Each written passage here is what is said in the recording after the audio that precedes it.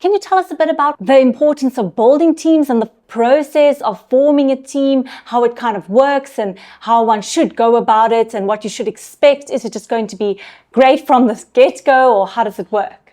So I think there's a couple of things here. One thing I'll talk about is the forming, storming, norming, performing. The other thing I want to talk about is how, if you're a small business and you want to become a big business, how that works. So forming, storming, norming, performing, it's a great thing. Basically what it says is every time a new team is formed, okay, that starts the group dynamics process starts again. And a newly formed team will never be as effective as a team that's been together for several months, a couple of years, right? And there's a reason for that. So a team is formed, you basically reset the clock, you restart the process, and then you go into storming.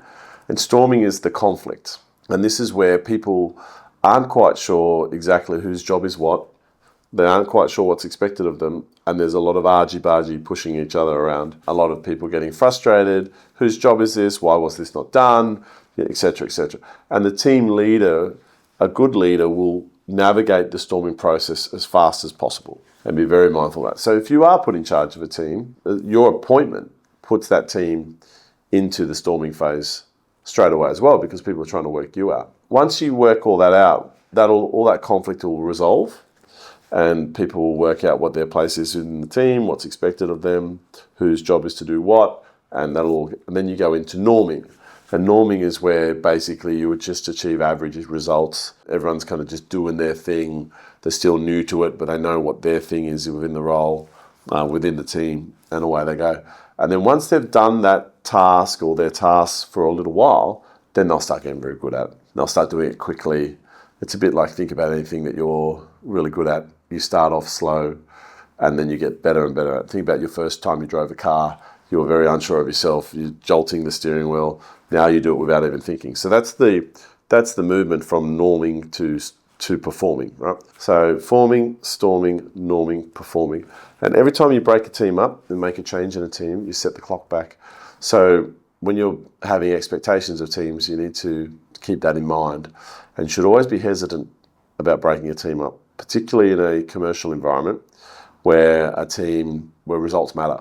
But yet, if you also need to grow the organisation, grow your company, you are going to have to break teams, because you're going to have to pull people out to promote them and give them their own team. You're going to have people leave and you have to bring new people, recruit new people to replace them and things like that. So it happens like that. Interestingly enough, in the Army, the Australian Army or the Air Force and Navy are always led by someone who's been in the organisation from day one, their whole life. Very, very rarely will you find a situation where they'll bring someone in externally from another country's army or anything like that. They grow their own leaders, and that's why they're so effective, because the leaders who are in charge have been in the organisation from day one. It's all they know. They know the organisation backwards because they've been in it and they're able to lead it. In civilian business, I find it fascinating sometimes that they'll just bring someone in from another company and put them in charge and hope that it works out. But interesting, like Macquarie Bank, one of the big banks in Australia, I did hear a few weeks ago that they've never had a CEO who didn't come through the ranks of their own company, which is interesting, so I'm not surprised by that. Now, the other thing I wanted to talk about was, if you've got a small business, maybe 3 or 4 people, how do you grow your business from a team's perspective? And my answer is, you are the team leader, number one. So you have one team, call it team one, you're the team leader. And then what you need to do is start training somebody to be your 2IC. You have a trainee or you get people under you, and ideally you should be trying to get yourself to the point where you've got 2 people under you who are capable of leading a team, and you replace yourself. You promote one to team leader of team 1, and then you'll promote the other one to team leader of team 2. And then you'll promote yourself to group leader, whatever you want to call it, platoon leader, group leader. And then you'll recruit people under those 2. And that's how you grow your business, is in teams. You always grow in teams. I see organisations all the time, particularly sales organisations, that do not put people in teams, and they are very high churn. Very good people who could have probably been very successful being in a team if they were put in a team environment, but failed because they weren't. And I've got a great example of that in one of my businesses. I remember I had 3 teams of 3 people, and then I had these 3 other individuals who wanted to work alone. And they were like, no, I'll just do everything myself.